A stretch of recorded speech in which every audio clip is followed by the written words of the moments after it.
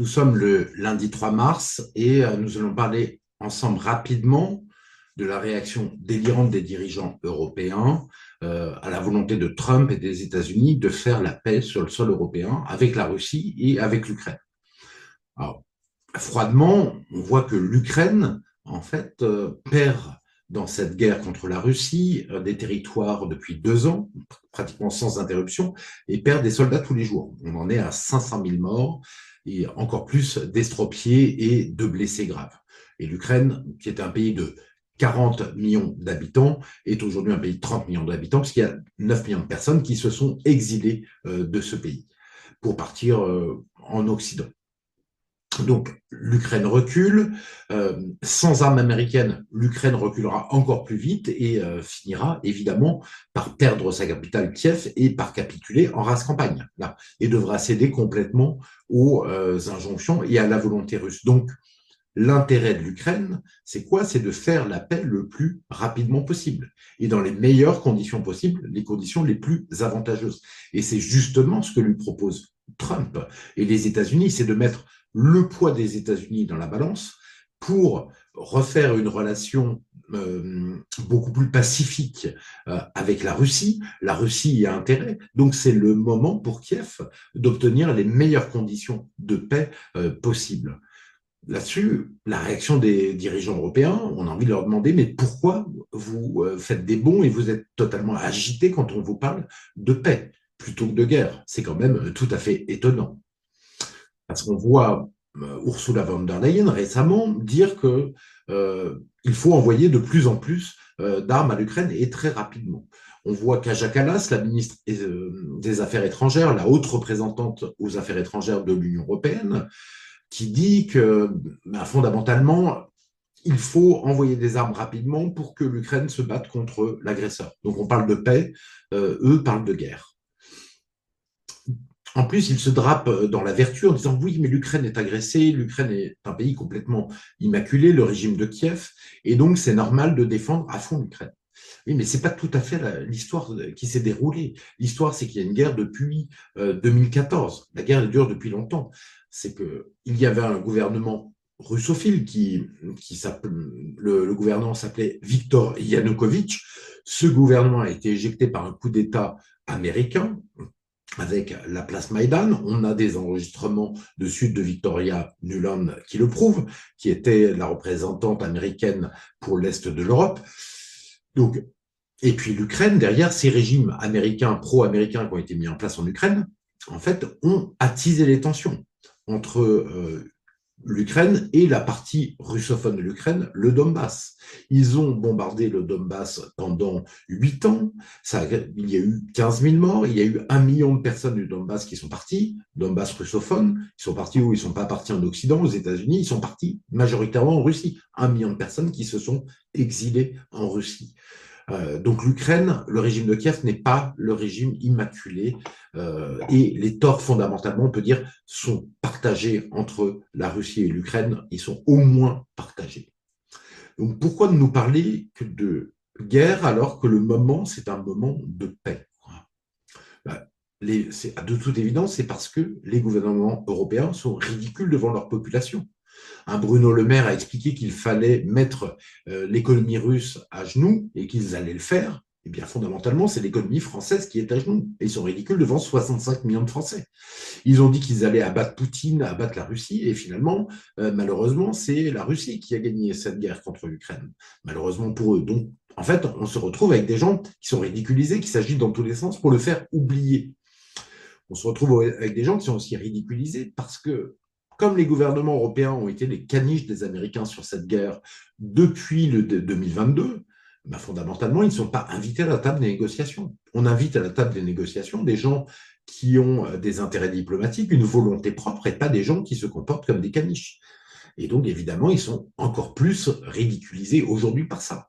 Mais ils continuent, ils s'enfoncent. Jean-Noël Barrot, le ministre des Affaires étrangères français, a dit qu'il ne voulait pas recevoir le ministre des Affaires étrangères russe au téléphone. Il ne le prendra pas au téléphone.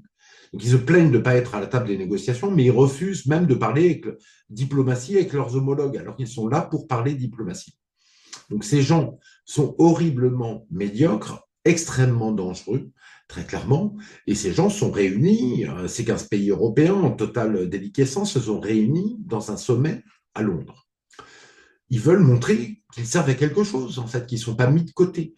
Mais qu'est-ce qu'il s'est passé? Ils ont proposé la mesure la plus stupide qu'ils pouvaient proposer, envoyer des soldats sur le sol ukrainien. Alors certes, plutôt au moment de la paix, d'après ce qu'ils disent, mais envoyer des soldats.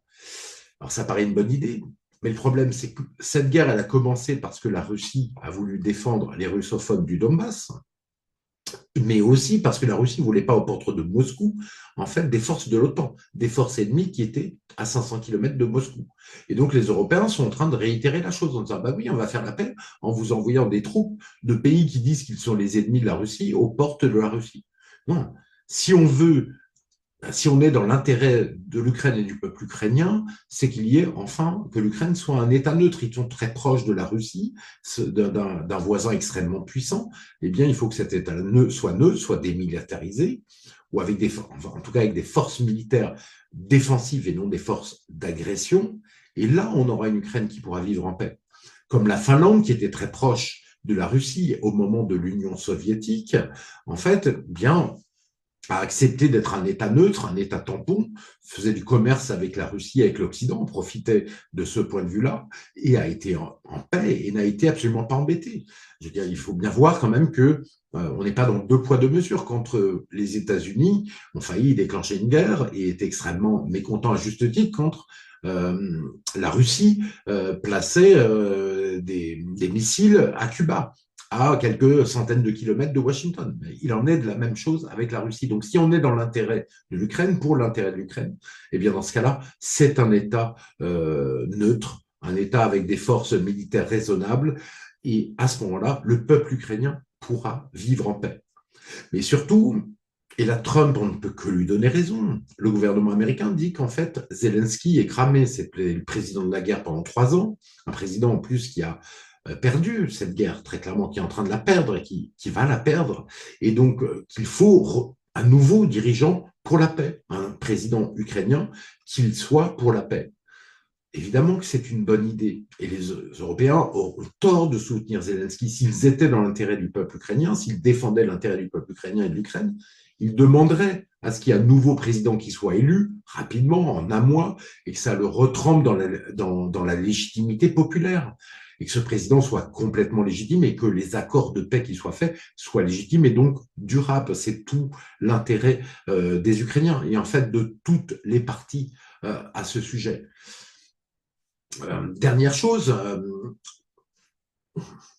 l'autre chose qu'on peut remarquer, c'est que en fait, Macron, von der Leyen et tous les gouvernements européens sont en train d'utiliser cette crise, donc leur immense rattache sur l'Ukraine, pour essayer de faire avancer l'Union européenne vers une forme fédérale, bon, pour déposséder leur peuple de leur pays, de leur gouvernement, et que leur gouvernement ne serve à rien, que ce soit une province, et pour donner, en fait, les forces de défense, la défense à l'Union européenne. D'ailleurs, von der Leyen, à la fin du sommet, a expliqué que, effectivement, elle voulait, le 6 mars, présenter un grand plan de défense de l'Union européenne. Donc, l'Union européenne va prendre en charge la défense et va la déposséder des mains des pays qui vont devenir de simples provinces. Et même Macron, ce traître, est en train de proposer que la dissuasion nucléaire française revienne dans les mains de l'Union européenne avec des armes nucléaires qui seraient disséminées sur le sol européen. Donc, on est vraiment dans la plus haute trahison et trahison des intérêts du peuple français en plus parce que après avoir ruiné les pays avec une énergie hyper chère, avec cette guerre en Ukraine qui nous a coûté les yeux de la tête, maintenant, ils veulent dépenser en plus des centaines de milliards d'euros dans la défense, alors que les gens n'arrivent plus à manger, les gens n'arrivent plus à chauffer, les gens n'arrivent plus à se loger. Donc nous sommes en face de gens qui sont de véritables dangers publics, des gens extrêmement dangereux, et il s'agit de les bouter dehors le plus vite possible avant qu'ils ne fassent trop de dégâts. Nous allons maintenant parler de tous les mensonges des gouvernements européens pour justifier la poursuite de la guerre. Alors, première chose qu'ils disent, c'est que faire la paix, ce serait faire un Munich 1938, et donc que Poutine est Hitler, et donc ça serait extrêmement dangereux pour l'Europe. Est-ce que Poutine est Hitler? Est-ce que Poutine veut absolument la guerre, et c'est son but principal d'assujettir les autres pays par la guerre? Désolé, mais Hitler n'a jamais fait de négociation de paix.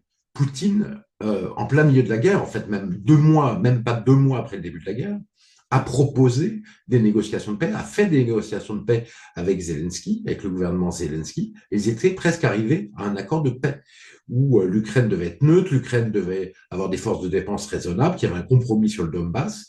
Et donc, bah, excusez-moi, c'est pas comme ça qu'agissait Hitler. Hitler, il allait jusqu'au bout, il tuait les pays et il assujettissait les pays. Donc là, on n'est pas sérieux de dire que c'est un nouveau Munich, c'est absolument faux. L'autre point, c'est de dire que Poutine veut envahir l'Europe. Alors, déjà, Poutine a eu du mal quand même, la Russie, à se battre contre l'Ukraine. Elle a certes gagné cette guerre, elle est en train de la gagner, elle a gagné 100 000 km² de territoire, mais enfin, elle progresse très lentement au bout de 3 ans. Alors, est-ce que la Russie va s'attaquer aux 500 millions d'habitants de l'Europe après avoir du mal contre les 30 millions de l'Ukraine? Je pense que c'est une idée absolument ridicule. Poutine a un minimum de rationalité, il ne va pas faire cela, surtout que les États-Unis viendraient à ce moment-là au secours de l'Europe. Donc tout ça est complètement faux. L'autre point, c'est de dire que l'Ukraine, en fait, est le pays agressé, donc il a tous les droits. Malheureusement, et j'en suis désolé, mais dans la vie, c'est comme ça. Je veux dire, si l'Ukraine perd la guerre, elle n'aura plus de droits. Donc, raison de plus pour faire la paix. Donc, cette question de moraline ne fonctionne pas dans le monde réel. C'est celui qui a la force et qui gagne, qui décide et dont la volonté s'impose. L'autre chose, c'est de dire que l'Ukraine est un pays immaculé, qui a donc tous les droits.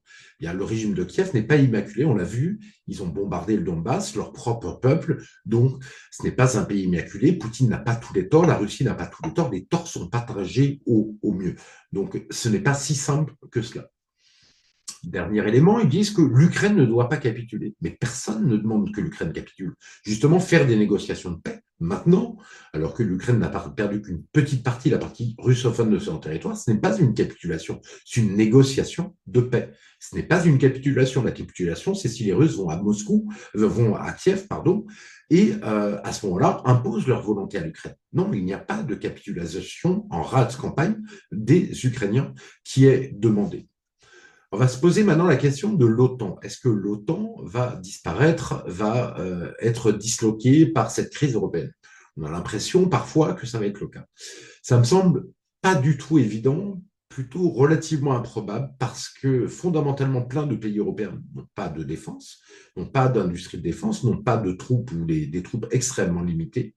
Donc à partir de ce moment-là, je pense qu'ils vont conserver la volonté d'avoir le parapluie européen, une fois que les humiliations auront été un peu oubliées. Et de la même manière, Trump, certes, veut que les États-Unis ne soient plus un empire, mais une très grande puissance et la plus grande puissance du monde.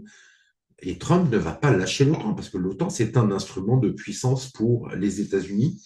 Donc on verra ce qui se passe, mais rien d'évident sur le sujet, à mon avis. Dernière chose, et la plus importante, que devrait faire un gouvernement qui représente la France, qui défend les intérêts des Français, une France libre?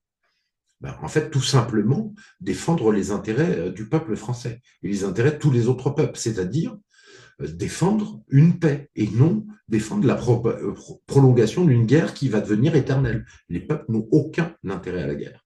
Et d'ailleurs, une France libre aurait empêché cette guerre. Cette guerre ne serait jamais devenue parce que les accords de Minsk, la France en était garante, c'est-à-dire de permettre aux russophones de parler leur langue, ce que leur interdisait le régime de Kiev, faire en sorte que le régime de Kiev arrête de bombarder le Donbass. Si la France avait imposé à l'Ukraine les accords de Minsk, eh bien, la guerre n'aurait pas eu lieu. Et la France en avait l'opportunité, puisque le régime de Kiev était un régime sous perfusion financière de l'Union européenne depuis 2014 jusqu'en 2022. Donc, on avait tous les moyens de faire respecter la paix en Ukraine et de faire en sorte que cette guerre n'advienne jamais. Voilà. Dernier point, ce qu'il compte maintenant, c'est d'avoir les négociations de paix pour obtenir une paix durable. Donc, de réfléchir diplomatiquement, de réfléchir intelligemment pour avoir une paix durable. Il me semble, on verra ce qu'il adviendra, il me semble que la meilleure chose, c'est de faire pour l'Ukraine comme il en était de la Finlande pendant la guerre froide, et bien de faire que l'Ukraine soit un État neutre. C'est un État pivot entre la Russie et l'Europe, donc ce soit un État neutre, un État qui ait des forces militaires raisonnables pour se défendre, mais pas pour agresser ses voisins. Et dans ce cas-là, la paix sera assurée sur le sol européen, et évidemment, tous les peuples européens s'en réjouiront.